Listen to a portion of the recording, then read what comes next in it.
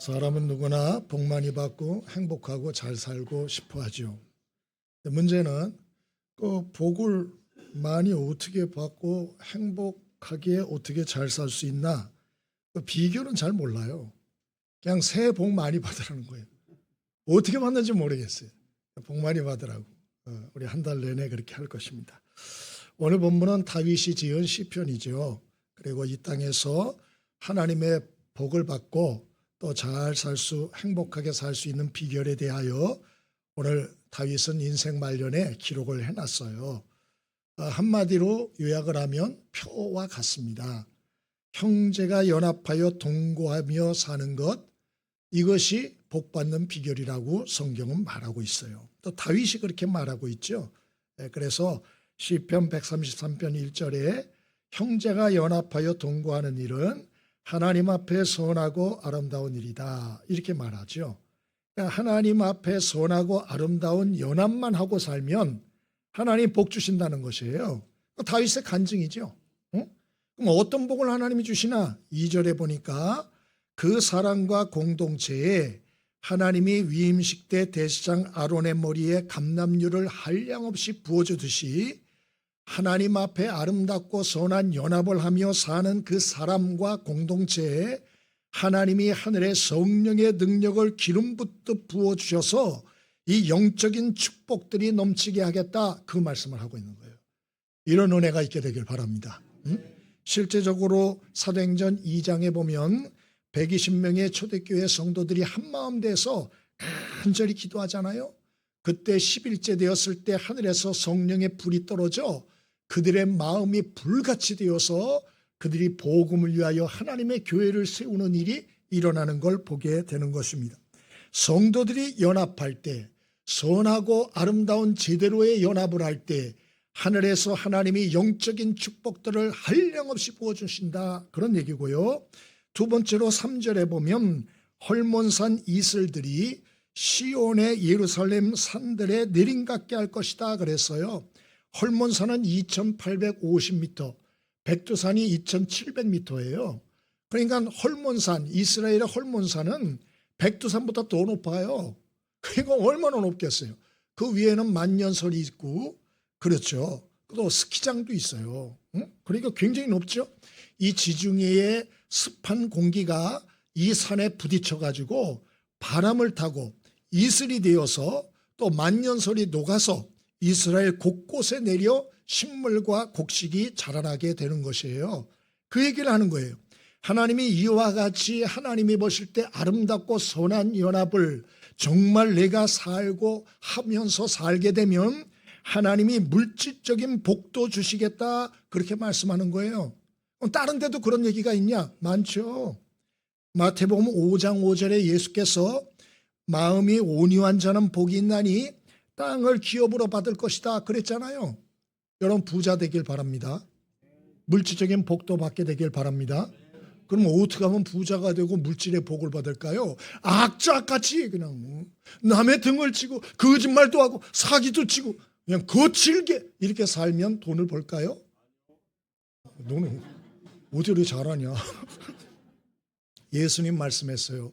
마음이 온유한 자는 복이 있나니 저희가 이 세상에서 땅을 기업으로 받는다 그랬어요. 예수님이 하신 소리예요. 그럼 또 있냐? 그런 얘기가 이따마다요.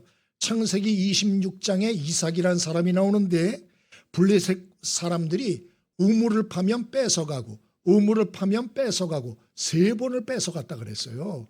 그런데 이삭이 대응을 하지 않아요. 그러고서 조용하게 다른 우물을 계속 팝니다. 그러자 하나님께서 그 해에 이삭에게 복을 주시는데 농사하여 100배의 소출을 거두게 하셨다. 그래서 그가 거부가 되었다. 이런 내용이 나오잖아요. 여러분, 쫄부는 사람이 노력해서 될 수 있지만 정말 큰 부자는 하나님이 복을 주셔야 돼요. 깨달음이 있게 되길 바랍니다.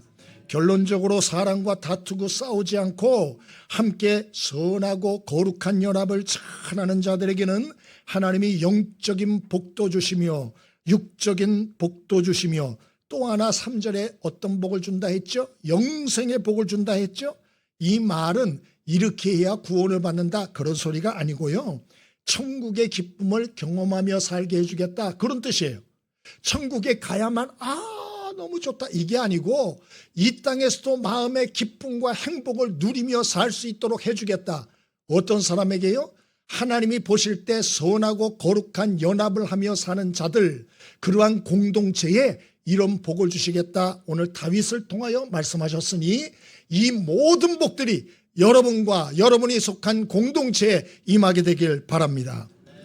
근데 이제 문제가 있어요. 그러면 사람들하고 연합하여 사는 게 쉬울까요, 어려울까요? 정답. 정말 똑똑해요. 너무 어려워요. 왜 어려운가? 이게 사람이 타락한 본성이 있거든요. 내 멋대로 하고 싶은 거예요. 저 사람이 싫은 거예요. 말도 곱게 하고 싶지 않아. 뭐 이런 이 타락한 본성이 있어요. 뿐만 아니고 사탄이 그걸 역사하거든요. 그래가지고 여러분 창세기 3장부터 보세요. 거기 아담과 하와가 하나님이 선악과 따먹지 말라 그랬는데 사탄의 부추김을 받아서 따먹잖아요. 그리고 하나님이 네가 어딨냐 그랬는데 숨잖아요. 그때부터 타락한 사람은 하나님이 싫은 거예요. 하나님을 도망가고 싶어, 피하고 싶어. 하나님과의 관계 단절이 왔어요. 두 번째로는 여러분이 아시는 것처럼 아담 하와가 그렇게 죽고 못 살았는데 서로 정죄하고 비난하는 대인관계 파괴가 왔어요. 4장으로 한 장만 딱 넘어가며 보니까 여러분이 아시는 대로 아담과 하와가 두 아들이 있었는데 가인과 아벨이죠. 이 가인이 아벨이 못마땅해서 욱하는 마음으로 돌로 때려 죽였다고 나와요. 그 4장에 벌써 나와요. 창세기 4장에. 그 사람이 얼마나 못됐습니까? 얼마나 무시무시한 게 속에 있는 거예요. 그러므로 사람들이 함께 살아간다는 게 쉬운 게 아니에요. 쉽지 않습니다. 그럼에도 불구하고 성경과 하나님은 함께 연합하여 살아가야 된다고 강조해요. 히브리서 10장 24절에도 서로 돌아보아 사랑과 선행을 격려하며 모이기를 피하는 어떤 자들의 습관과 같이 하지 말고 오직 그날이 가까움을 볼수록 더욱 모이기를 힘쓰라고 그렇게 당부해요. 예수님도 마태복음 18장 20절에 두세 사람이 내 이름으로 모인 곳에는 나도 그들 중에 있겠다. 그러므로 너희들이 모이는 일에 힘써라. 그렇게 말씀했어요. 그럼 왜 성경은 성도들에게 이렇게 나 하나 사랑하는 것도 힘든데 사람과 함께 모이면 스트레스 엄청 받는데 이게 사람들이 짐덩어리인데 사람들이 부담이 되는데 같이 하기 싫은데 왜 자꾸 같이 하라 그러냐? 이유가 두 가지인데 첫 번째는 하나님은 모든 사람을 구원하시기 원하기 때문이요. 두 번째로는 연약한 사람은 서로 연합해야 우리의 죄성과 사탄과 세상과의 싸움에 승리하고 내 한계를 뛰어넘어서 현실의 어려움을 돌파하고 하나님이 주신 사명을 비로소 감당할 수 있기 때문에 그런 거예요. 그래서 그런 거예요. 응? 영화에 보면 항공모함 이런 게 나오잖아요. 거기 전투기들이 있거든요. 특히 미군 같은 경우는 항공모함에 F-16, F-35 이런 것들이 이제 탑재되어 있잖아요. 근데 이 전투기들이 육상에서 이륙을 하려면 최소한 600m의 활주로가 있어야 돼요. 그래서 금방 이렇게 가는 게 아니에요. 쫙 달리다 올라가는 거죠. 전투기들도 그래요. 그런데 항공모함 길이는 360m밖에 안 돼요. 그럼 어떻게 전투기가 이륙을 할 수 있을까요? 물론 전기 출사기가 있죠. 튕겨주는 게 있어요. 그리고 그것만 가지고는 안 돼가지고 전투기가 발진할 때 이 항공모함이 전투기 이륙 방향으로 전속력으로 같이 달려준대요. 같이 쫙 전속력으로 달려준대요. 그러면 이 항공모함이 맞바람을 막아주는 거예요. 어느 정도. 그러면서 전투기가 빠르게 이 그거를 받아가지고 이 이륙을 빨리 할 수가 있다. 뭐 그런 얘기를 읽었어요. 여러분 이 세상 삶은 전쟁터예요. 전쟁터. 결코 혼자 힘만 가지고는 현실의 어려움, 자신의 문제 하나도 돌파할 수 없어요. 하나님의 사명을 감당한다? 그건 더더군다나 불가능해요. 그러므로 여러분 올해 저와 여러분이 모두 주 안에서 정말 하나님이 기뻐하시는 선하고 아름다운 연합을 잘 이루어 저와 여러분이 새로운 꿈을 꾸고 새로운 도전을 함으로 어려움과 문제를 돌파하고 승리하고 하나님의 뜻을 이루므로 하나님이 약속하신 영적인 축복, 또 육적인 축복들, 또 천국의 기쁨과 행복감을 누리는 한 해가 될 수 있길 바랍니다. 그러면 하나님이 보실 때 선하고 아름다운 연합을 어떻게 할 수 있을까요? 몇 가지를 생각해 봅니다. 1절, 같이 한번 읽어봅니다. 1절 함께 읽습니다. 자, 시작.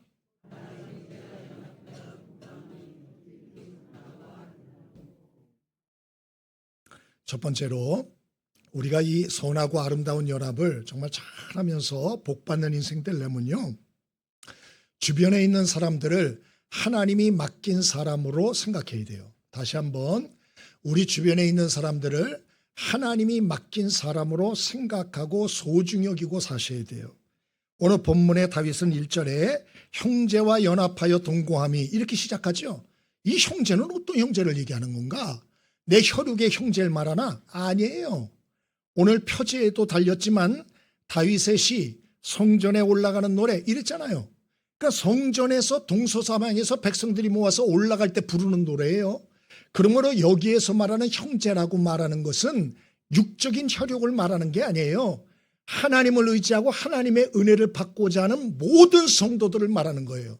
그들이 누구다? 형제라는 거예요. 그들이 자매라는 거예요. 그럼 아버지는 누구예요? 하나님이 아버지라는 거예요.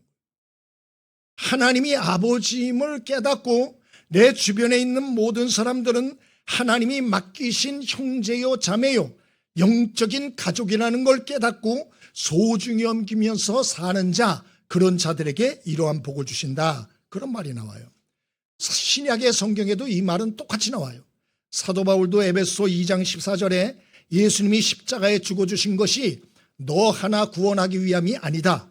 예수님이 십자가에 죽으신 것은 유대인과 이방인의 장벽을 다 헐어버리고 하나님을 한 아버지로 섬기는 영적인 큰 가족을 만들기 위함이었다, 이렇게 말이 나와요. 그래서 하나님의 가족이 되었다라고 하는 사실이 네가 기쁘든지 기쁘지 않든지 아무 상관이 없다.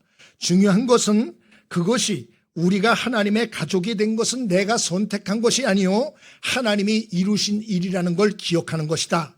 그러므로 우리가 살아가며 함께하는 사람들을 하나님이 맡긴 가족이라고 기억하고 소중히 생각해라. 비록 아직 내 마음에 들지 않는 일이 너무나 많고 아직 함께함에 갈등과 고통과 아픔이 있는 것이 사실이지만, 그러나 그들이 아직 영적으로 어리고 부족하고 하다 할지라도 하나님이 맡겨주신 사람이요 장차 하나님이 그들을 다루시고 훈련하시고 빚어 성장시켜 사용할 동역자로 하나님이 온전히 부른 사람이라는 걸 기억하고, 그리고 온전히 소중히 여기며 함께하는 일을 기쁨으로 여기라, 그 얘기예요.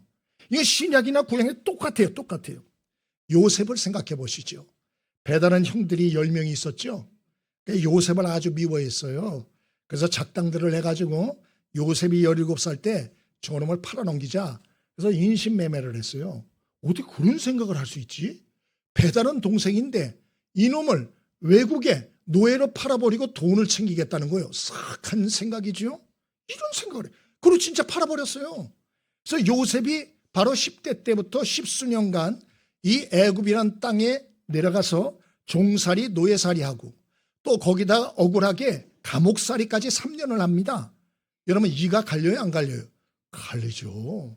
이 인간들은 가만두면 안 되는 인간들이죠. 나중에 요셉이 하나님의 은혜로 총리의 자리에 오르게 됩니다. 그 10명의 배다른 형들이 배가 고파 양식을 구하러 총리인 바로 요셉 앞에 오게 되죠. 이때 요셉이 어떻게 하죠? 도끼 눈을 뜨고 드디어 정의를 행할 때가 왔도다 이러고 데려가서 죽였습니까? 아니죠. 여러분이 아는 것처럼 복수하지 않았어요. 원수를 갚지 않습니다. 그리고 창세기 45장 5절에 당신들이 나를 이곳에 팔았다고 근심하지 마소서. 하나님이 생명을 구원하시려고 나를 당신들보다 먼저 보내셨나이다 라고 그들의 잘못을 덮어주고 용서했어요. 결국 그 형들이 나중에 이스라엘의 12지파의 조상이 되게 됩니다. 만일에 요셉이 그때의 감정대로 다 제거해, 죽이되 그냥 죽지 말고 아예 베껴서 죽여, 만약에 이렇게 했다 그러면 이스라엘이라는 나라는 존재할 수가 없었어요. 이스라엘이라는 나라 자체가 이 요셉의 형들 10명과 요셉과 그리고 그 동생 베냐민 이 12명이 12지파를 이루어서 이스라엘 민족 국가가 된 거예요. 그러므로 여러분, 참으로 이러한 사실은 우리에게, 참으로 하나님이 우리에게 붙여준 사람들은 내 마음에 상처를 주는 면도 많고 정말 가만둘 수 없는 그런 존재이지만 그러나 하나님의 큰 계획과 뜻을 가지시고 나에게 붙여줬다는 걸 믿게 되길 바랍니다. 사도 바울 같은 사람도 마찬가지죠. 이전에 예수 믿는 자들을 체포하고 구금하고 고문하고 죽이던 사람이에요. 그러나 극적으로 부활의 주님을 만나서 온 세계에 복음을 전하는 자 되지 않습니까? 그러므로 우리 주변에 있는 사람들 하나님이 맡긴 사람이라는 걸 기억하고 그리고 장차 하나님이 성장시켜 동역자로 쓰실 수 있는 사람이라는 걸 기억하고 문제가 있다 할지라도 그는 나의 적이나 원수나 경쟁자가 아니요 나의 형제다. 하나님이 붙여주신 소중한 사람이다 라는 걸 기억하고 늘 사랑하고 존중하며 살 수 있길 바랍니다. 옆에 사람에게 인사하시죠. 우리는 하나님의 가족입니다. 우리는 하나님이 맡겨주신 소중한 사람입니다. 우리는 적이 아닙니다. 우리는 동지입니다. 마음을 담아서 이야기합니다. 사랑합니다. 존경합니다. 정말 그런 마음을 가지고 볼 때 연합할 수 있어요. 이런 마음 아니고 저놈을 죽여야 내가 살지. 저놈은 내 눈에 가시야. 이런 식으로 생각하면 절대로 연합할 수가 없고 그 연합할 수 없는 마음을 가진 사람은 하늘의 복이 될 수가 없어요. 또 두 번째입니다. 우리가 어떻게 할 때 하나님이 기뻐하는 연합을 하며 살 수가 있을까요? 2절입니다. 2절 함께 읽습니다. 자, 시작.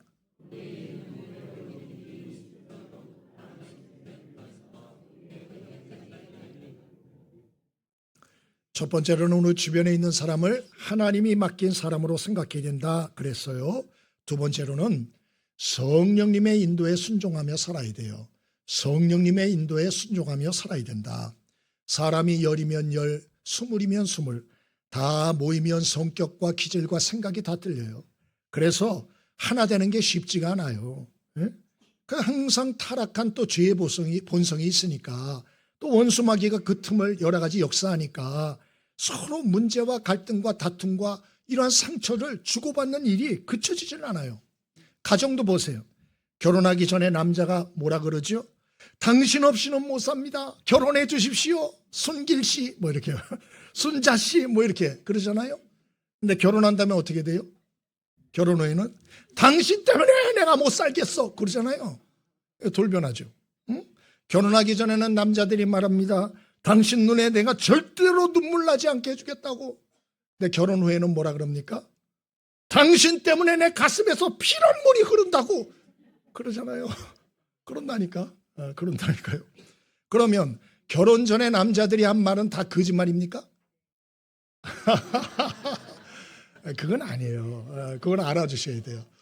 그 전에 한 남자들의 말은 진심이에요. 진심입니다. 근데 뭐가 문제냐 그러면 그건 자기 기준과 경험과 생각으로 사랑한다는 게 문제인 거예요. 그러니까 자기 딴의 사랑인 거야 그게. 근데 상대한테는 그게 폭력인 거예요. 우리가 이런 경우가 얼마나 많은지 아세요? 응? 유명한 이소 우화 이야기가 있죠. 소와 사자 이야기. 서로 사랑을 해서 결혼을 했답니다. 소가 날마다 신선한 풀을 갖다가 뜯어서 준비해서 사자에게 식사를 대접합니다. 사자는 먹는 게 너무 고통스러웠어요. 그러나 참고 또 참았습니다. 그리고 사자도 소를 너무 사랑해서 가끔 신선한 고기를 사냥해서 요리해서 소 양에게 대접을 합니다. 그러자 소는 사자가 준비해준 고기 요리가 너무나 힘들었지만 참았습니다. 그러다 어느 날 드디어 폭발을 했어요. 더 이상 못 살겠어 너하고. 더 이상 못 살겠어. 그리고 둘이 갈라섭니다. 그리고 서로에게 마지막 한마디를 합니다. 그래도 나는 최선을 다해 너를 사랑했어. 그리고 헤어졌대요. 그거는 제가 덧붙인 겁니다. 이소보에는 없어요. 그거는. 문제가 뭡니까? 왜 이런 일이 일어나죠? 자기 중심, 자기 생각, 자기 기준으로 사랑하고 행동하는 거예요. 그러니까 이게 참 고통이 가득하고 오히려 사랑이 아니고 그것이 폭력이 되는 것이죠. 그러므로 우리는 함께 연합하는 이러한 모든 아름다운 삶을 살기 위해서 첫 번째로 해야 될 거는 내 생각, 고집, 경험, 내 기준, 판단을 내려놔야 돼요. 이거 안 내려놓으면 아름답고 선한 연합이 안 돼요. 10명 생각이 다 틀리다니까요. 내 생각을 주장해 보세요. 그 주변에 있는 사람 생각 다 틀려요. 응? 정말입니다. 여기 성가대 있죠. 제가 어떤 문제를 가지고 딱 얘기를 하면 여기 얘기가 다 틀립니다. 다 틀려요. 응? 그래서 우리가 정말 아름답고 거룩한 연합을 하려면 내 생각을 내려놓고 하나님의 기준인 하나님의 말씀과 하나님의 성령의 인도하심에 순종하려는 이 자세가 훈련이 돼야 돼요. 그래야 선하고 아름다운 연합을 이룰 수가 있는 것입니다. 하나님의 나라가 그제야 임하는 것이죠. 노숙자 사역을 하는 목사님이 간증을 하시는데 한 번은 어떤 분이 전화를 해서 기증을 하겠다고 만나자고 그래서 만났대요. 여성분이었대요. 그 시아버지한테 파는 3층 건물이 있는데 그걸 노숙인 사역을 하는 이 목사님 얘기를 듣고 이것을 헌금하고 싶다고 그러더래요. 그러면 여러분은 어떻게 하시겠어요? 여러분이 어려운 일을 사역을 하는데 누가 3층 건물을 그냥 주겠대요. 그러면 어때요? 할렐루야 이러지 않겠어요? 너무 기뻐서 말이 안 나올 거예요. 근데 이 목사님은 하나님께 잠깐 기도를 했대요. 하나님 어떻게 됩니까? 이거 받아야 되나요? 말아야 되나요? 근데 하나님이 지혜를 주시더래요. 그래서 이렇게 질문을 했대요. 만일 이 건물을 기증한 시아버지, 이 시아버지가 주셨다 그러는데 이 건물을 저한테 기증하면 시아버지의 관계는 어떻게 될 것 같습니까? 물었대요. 그랬더니 이분 대답을 못하고 한참 있더니 여자분이 그렇게 대답을 하더래요. 시아버지하고 관계가 깨질 거예요. 그러더래요. 목사님이 그 얘기를 듣고 그러면 안 받겠습니다. 하나님께 영광이 안 돼요. 하나님께 영광되지 않는 물질은 받을 수가 없습니다. 그리고 사양하고 나왔대요. 너무 아까웠대요. 너무 후회가 됐대요. 내가 왜 그런 소리를 했을까? 이러고 했는데 근데 이분은 항상 예수님이라면 어찌하실까? 항상 이 생각을 하고 작은 문제라도 하나님의 뜻을 묻고 순종하는 게 아예 몸에 밴 분이에요. 이게 훈련이 된 거예요. 훈련이. 작은 일 하나도 묻고 하나님이 감동을 주신 대로 행동하고 그래서 이 큰 문제에 대해서도 자신의 생각대로 하지 않고 하나님 뜻대로 처리할 수 있었다. 문제는 그 이후예요. 이 목사님이 간증하는데 너무 돈 한 푼이 아쉬운데 그냥 너무 아쉽고 그랬대요. 근데 하나님이 그 다음부터 복을 주기 시작하는데 줄이지 않는 복을 주시고 크게 하나님이 역사를 해주시는데 이분이 그 동종 업계에 황금손이라는 별명으로 불린대요. 손만 대면 일이 잘 되는 거예요. 여러분에게도 이런 복이 있게 되길 바랍니다. 여러분이 손만 대면 다 잘 되는 거예요. 여러분이 계획만 하면 문이 열리는 거예요. 여러분이 하는 일마다 하나님이 복을 부어주시는 거예요. 이런 축복이 있게 되길 바랍니다. 어떤 사람에게 이런 복을 주실까요? 하나님의 뜻을 먼저 묻고 그 뜻에 순종하는 자들에게 이런 복을 주시는 거예요. 여러분, 우리가 이런 어떤 훈련이 좀 되어져야 되는데요. 그러려면 성령의 역사와 도우심, 인도를 받아야 돼요. 근데 이런 성령의 인도하심과 도움을 받으려면 어떻게 되나? 그게 저절로 되는 게 아니에요. 예? 우리가 그러려면 마음 관리를 좀 잘 하셔야 돼요. 하나님의 성령은 거룩한 영이라서 이 마음 관리를 잘하지 않고 더러운 마음과 그릇 가지고 살면 성령이 역사하지 않아요. 그리고 성령이 역사해도 그걸 인지하지 못해요. 인지하지. 그러면 마음 관리를 어떻게 잘해야 되나? 그거는 우리의 눈과 귀와 마음과 생각. 여러분 이것을 잘 관리하셔야 돼요. 우리 눈과 귀와 입술, 생각을 통하여 이런 많은 것들이 입력이 되거든요. 입력이. 내가 내 안에 무엇을 집어넣느냐에 따라서 그것이 우리의 입과 삶에서 나오게 되어 있어요. 그래서 평소에 우리가 읽고 보고 듣고 하는 거 관리를 해야 돼요. 다이어트 하나 하는 것도 무엇을 먹느냐 예민해야 돼요. 난 다이어트 할 거야. 그러면서 저녁마다 통닭 먹고 햄버거 먹고 그리고 또 다음날 나는 다이어트 할 거야. 그러면서 더블 햄버거 시켜 먹고 콜라 먹고 이러면 될까요? 안 될까요? 그렇지 안 된다잖아요. 감사해요. 우리가 다이어트 하나를 하는 것도 예민하게 뭐 여러 가지 먹는 걸 통제하고 관리하지 않습니까? 신앙생활도 똑같은 거예요. 난 신앙생활을 오래 하는데 왜 변화가 없지? 왜 성령의 역사를 나는 못 느끼지? 왜 나는 이런 하나님의 역사와 뭐 이런 하나님과 소통하는 역사가 나는 없지? 왜 없을까요? 그래? 그것도 생각해 볼 대답인 것 같아요. 근데 더 중요한 것은 세상적으로 더럽고 악한 것들만 보고 듣고 그리고 여러분 속에 입력해서 그런 거예요. 무엇이 내 눈을 통해서 마음에 들어가느냐가 중요해요. 어떤 소리가 내 귀를 통하여 마음에 들어가느냐가 중요한 것이에요. 그것이 들어가면 내 마음을 사로잡아요. 내 영을 사로잡아요. 그리고 그것이 집을 짓는 거예요. 이걸 방치하면 조금 있던 영성과 믿음도 날아가는 것이에요. 이런 것들을 그러므로 차단해야 되고, 이러한 삶이 오래된 사람들은 그 속에 집을 짓고 있는 이런 악한 것들과 독소를 빼내야 하는 것이에요. 특별히 게임 중독, 도박 중독, 알코올 중독, 음란 중독, 이게 중독 어떤 단계까지 깊어진 사람들이 있어요. 이런 분들은 두 가지를 해야 돼요. 첫째는 믿음의 사람들과 옆에 함께 해야 돼요. 그래서 믿음의 사람들이 게임, 도박, 알코올 원천 봉쇄시켜줘야 돼요. 응? 그래야 이 독이 빠져나가요.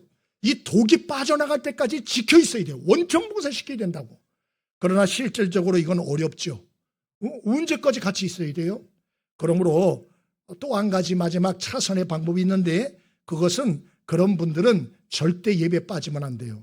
그래서 자꾸 세상 안 좋은 것들만 속에 들여놓고 거룩한 이런 영적인 은혜와 영향력이 들어가는 거는 너무 조금 하고, 그리고 세상적인 영향력을 엄청 받고, 근데 무슨 변화가 있겠어요? 거기서 무슨 새로운 역사가 있겠어요? 그러므로 절대 예배에 빠지시면 안 됩니다. 거룩한 영적인 은혜를 통하여 영적인 충격들이 여러분의 마음과 생각에 들어가도록 하셔야 돼요. 깨달음이 있게 되길 바랍니다. 그래서 그것들이 나를 온전히 싸우게 해야 돼요. 그것들이 나를 밝히게 해야 돼요. 그것들이 나를, 말씀이 내 속에 들어가서 나를 도려내게 해야 됩니다. 뿌리 뽑게 해야 되는 것입니다. 이거 하나만 안 되는 거예요. 응? 그리고 날마다 하나님의 말씀과 기도의 훈련을 통해 나의 영적인 체질을 바꿔가야 돼요. 그리고 성령의 인도를 받는 삶을 훈련해야 되는 거예요. 여러분은 옷이 있잖아요. 새 옷을 입었어요. 그러면 어떻게 아무데나 굴러요? 새 옷 사줬는데 한번 굴러봐야지. 그럼 아무데나 굴릅니까? 밥 먹을 때도 막 먹어서 여기다 김치국물 막 묻혀요? 그러면 돼요, 안 돼요? 안 되죠. 조심조심 하잖아요. 새 옷을 입었으면 김치국물 이거 묻으면 안 되는데, 조심조심하고 또 여러 가지. 여러분 그러지 않습니까? 똑같아요. 왜 마음은 관리할 생각을 안 합니까? 왜 마음은 방치합니까? 왜 마음속에 사탄이 역사하고 어둠이 역사하고 더러운 것들이 들어가는데 왜 그거를 가만둡니까? 그것 자체가 벌써 영성이 떨어지는 거예요. 응? 그러므로 우리가 마음 관리를 잘 하게 되길 바랍니다. 아무거나 보고 아무거나 듣고 이렇게 하면 안 돼요. 우리가 다음 주간부터 5일 동안 월요일부터 시작을 하죠. 특별 새벽 기도회를 시작합니다. 이거 왜 시작을 하죠? 우리의 삶을 리셋하는 시간입니다. 정말 좋은 기회죠. 새로운 습관을 우리가 익힐 수 있고 새로운 하나님의 은혜를 우리가 받을 수 있는 기회예요. 이런 기회를 놓치지 않게 되길 바랍니다. 새로운 삶이 우리에게 오기 위해서는 이런 새로운 강력한 영향을 좀 받으셔야 돼요. 뿐만 아니고 큐티도 시작해 볼 수 있길 바랍니다. 이번에 큐티가 창세기부터 시작이 되었어요. 근데 여러분, 이 매일 성경 큐티를 여러분이 매일 하면 6년 지나면 성경 한 권을 창세기부터 요한계시록까지 다 볼 수 있어요. 그냥 읽는 게 아니고 그 큐티를 하면서 여러분이 묵상 노트를 만들면, 그것을 여러분이 모아두면 6년이 지나면 성경을 여러분이 샅샅이 묵상할 수 있어요. 그것이 여러분 것이 될 수 있다고. 응? 이게 얼마나 좋은 일입니까? 그렇게 해서 여러분의 체질을 바꿔야 돼요. 들어가는 생각을 좋은 것들로 바꿔야 하는 것입니다. 뿐만 아니고 성경 필사에도 도전하길 바랍니다. 이번 주와 주중에 신청을 받습니다. 그래서 여러분이 게시판에 그 이름을 적으시면 다음 주 중에 필사할 부분에 이런 속지를 나눠드릴 거예요. 그러면 2월 달까지 집에 가져가셔서 옆에 성경 본문이 나오고 그 옆에 빈칸이 있어요. 그거 적는 거예요. 여러분, 성경을 적기만 해도 전율을 느낍니다. 성령이 역사하시는구나. 이 목사가 거짓말하고 있네, 또 이럴까 봐 참 걱정이 되는데, 저는 제가 해보지 않은 일은 말도 안 합니다. 제가 해봤기 때문에 여러분에게 말하는 거예요. 여러분, 성경을 세상 잡지 정도로 생각하지 마십시오. 하나님의 영이 역사하는 것이 성경이라고 말을 해요. 그래서 성경이라 그러잖아요. 이 성경을 왼쪽에 있는 걸 적으면 여러분 머리에서 놀라운 역사가 일어납니다. 해보세요. 해보면 압니다. 뭔지 더 설명하지 않겠어요. 그러니까 여러분이 한번 해보십시오. 그렇게 해서 여러분이 분량을 2월달까지 써가지고 오시면 교회에서 수합을 해서 그것을 우리가 인쇄소에서 제본을 할 겁니다. 거기 위에는 여러분의 이름이 나오고 여러분의 글씨가 나와요. 그것이 우리 은성교회 영구 보존이 될 거예요. 신약 성경 하나 이번에 완성할 것이고 다음번에는 좀 더 크게 구약 성경을 완성할 겁니다. 그래서 우리 교회에 구약 성경과 신약 성경 필사본을 남길 거예요. 여러분 은성교회에 여러분의 이름을 남기는 대대의 이름을 남기는 은혜가 있기를 바랍니다. 여러분 저와 여러분이 오늘 말씀을 주신 것처럼 우리는 해야 되지만 연약해요. 그래서 연합하는 일 감당하기 쉽지 않지만 그러나 말씀과 기도를 통해서 마음을 잘 지키고 또 성령의 인도하심에 순종하는 훈련들 잘들 하셔서 저와 여러분이 어디에서나 아름답고 선한 연합을 하는 그래서 사명을 감당하는 축복이 있길 바랍니다. 마지막입니다. 어떻게 연합하는 사명을 감당할 수 있을까요? 3절 같이 한번 읽어봅니다. 3절 함께 읽습니다. 자, 시작.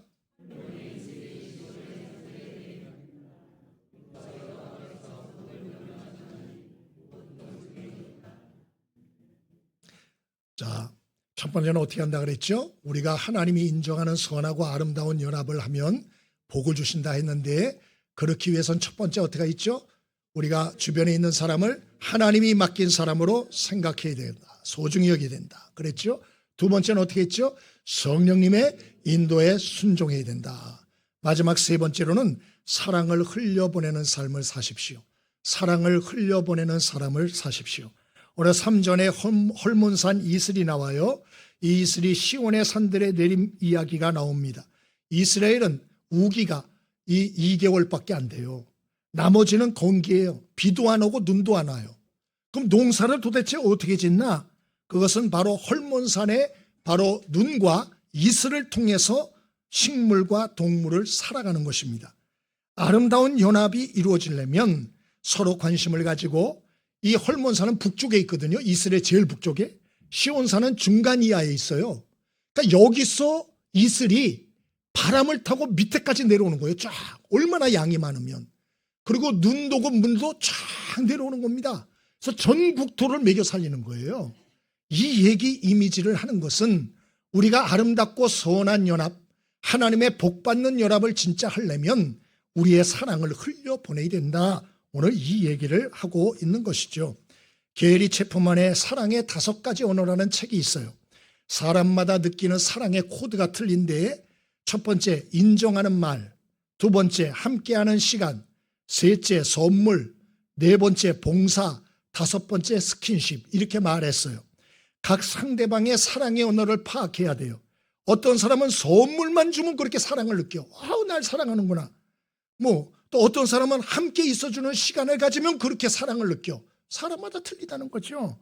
그런데 그중에서 가장 중요한 사랑 표현법이 첫 번째로 게리 체프만이 얘기한 게 뭐냐? 인정하는 말, 칭찬하는 말이라고 되어 있어요. 여러분 우리가 칭찬과 인정하는 이런 칭찬하는 말과 인정하는 말에 인색하면 관계가 좋아질 수 없어요. 저와 여러분이 이런 말을 통하여 사랑을 흘려보내는 은혜가 있게 되기를 바랍니다. 미국의 GE라고 있죠. 제너럴 일렉트리시티 이 회사가 있는데 거기 잭 웰치라고 전 회장이 있었죠. 세계적인 경영의 귀재죠. 유대인이죠. 자신 어머니와 관련된 일화를 얘기한 적이 있어요. 2가지를 소개했는데 그 일 때문에 자신감을 갖게 됐다. 첫 번째가 뭐냐? 학교에서 별로 공부를 못했대요. 근데 성적표를 들고 오면 미국이니까 A, B, C, D, E, F 이렇게 나올 거 아니에요? 근데 F도 나오고 B, C, D도 있는데 A를 한번 받은 적이 있다는 거예요. 근데 어머니가 이걸 보더니 A를 지적하면서 야, 우리 아들이 A를 받았구나. 너 굉장하다. 그리고 머리를 쓰다듬어 주더래요. 그래서 이 잭 웰치가 어릴 때 그랬대요. 엄마, C, D, F도 있어요. 그렇게 말했대요. 그러자 이 엄마가 그랬다는 거예요. 아니야. 여기 A가 있잖아. A. 내 눈에는 A만 보여.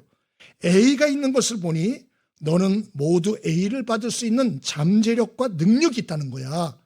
네가 관심을 안 기울여서 그렇지 관심만 기울이면 너는 애를 바를 수 있는 사람이야. 이렇게 말했다는 거예요.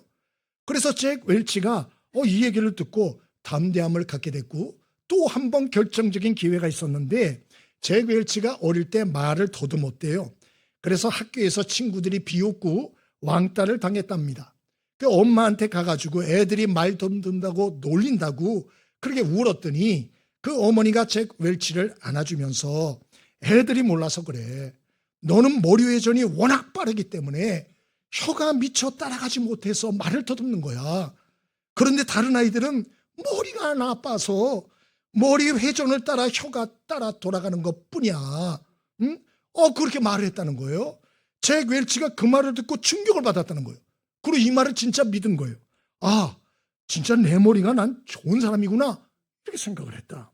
그리고 말 더듬이를 극복했고 세계적으로 유명한 기업가가 되었다.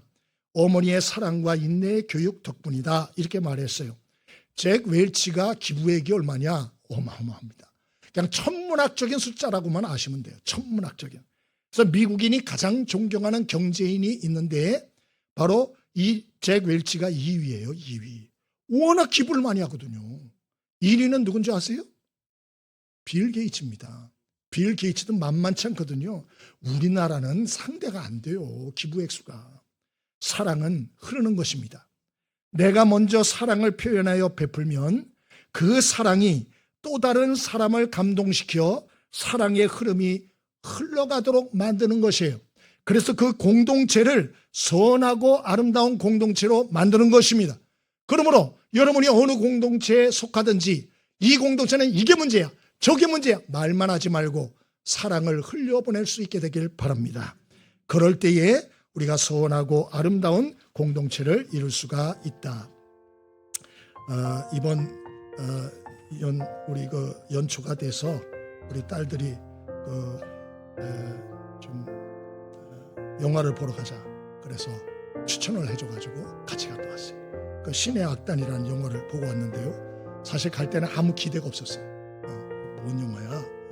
근데 가가지고 너무 은혜를 받고 왔어요. 너무 감동적이에요. 여러분한테 강추입니다. 너무 정말 은혜스러워요. 이 내용은 세계 NGO 기독교 단체가 거액을 걸고 각 나라의 찬양 경연 대회를 이제 하는 거예요. 그런데 북한도 이 금액이 워낙 크니까 관심을 가진 거예요. 더군다나 이게 실화를 바탕으로 한 거래요. 그래서 더 기가 막힌 거예요. 그래서 북한 노동당이 급조를 시키고 찬양 트림을 급조를 해서 남한의 복음성가로 연습을 시킵니다. 거기 장면에 보면 총겨울 벌판에 그 광야라는 노래를 연습하는 인민군이 나오는데 너무 잘 부르는 거예요. 은혜를 받았어요. 어느 정도로 은혜를 받았는 거니 우리 집사람은 아예 핸드폰 컬러링을 광야로 바꿨어요. 그 정도로 와 너무 정말 감동적이었어요. 제가 보면서 느낀 거는 야 북한 사람도 사람이구나. 북한 사람도 하나님의 은혜와 사랑이 필요한 사람들이구나. 불쌍한 사람들이구나. 이런 생각을 했고요. 나중에 결국 책임자들이 다 사형당합니다. 그 마지막 장면에 보면 이 죽은 사람들이 남한의 한 큰 교회에서 그 무대에서 만나는 장면이 나와요. 제가 그걸 봤는데 눈물이 나더라고요. 응? 이거 스포하면 안 되는데 이 정도는 괜찮겠죠? 또 봤는데 제가 그걸 보면서 마지막에 많이 울었어요. 응? 지금 우리가 누리고 있는 이 신앙의 자유 이게 당연한 게 아니구나. 하나님의 특별한 은혜고 특별한 사랑이구나. 야 우리가 정말 잘 살아야겠다. 정신 차리고 살아야겠다. 이 생각했어요. 우리는 하나님의 무조건적인 사랑과 은혜로 구원받은 자들이에요. 어디 그뿐입니까? 그뿐이 아니고 풍성한 신앙의 자유를 누리고 있어요. 예배 드리고 싶으면 얼마든지 드릴 수 있어요. 찬양하고 싶으면 얼마든지 찬양할 수 있어요. 얼마든지 우리는 신앙생활을 이 땅에서 할 수가 있지 않습니까? 이것이 당연한 것이 아니고 큰 축복이요 기회라는 걸 잊지 않게 되길 바랍니다. 고인물 이기적인 삶은 결코 여러분 온전히 하나님 앞에서 쓰임받을 수가 없습니다. 우리 모두 연합하여 하나님과의 관계, 사랑과의 관계 우리 다시 한번 잘 감당함으로 우리 공동체를 통하여 하나님의 사랑과 은혜와 축복이 곳곳에 흘러가야 하는 이런 사명을 우리가 감당할 수 있게 되길 바랍니다. 말씀대로 우리가 순종하고 말씀대로 함께 연합하는 일 다시 한번 도전들 하셔서 올 한 해 우리에게 여러 가지 다가오는 문제와 어려움들을 다 돌파하고 하나님이 주신 큰 사명과 뜻들도 다 우리가 완수하여 승리하는 2026년을 만드는 축복이 있게 되길 바랍니다.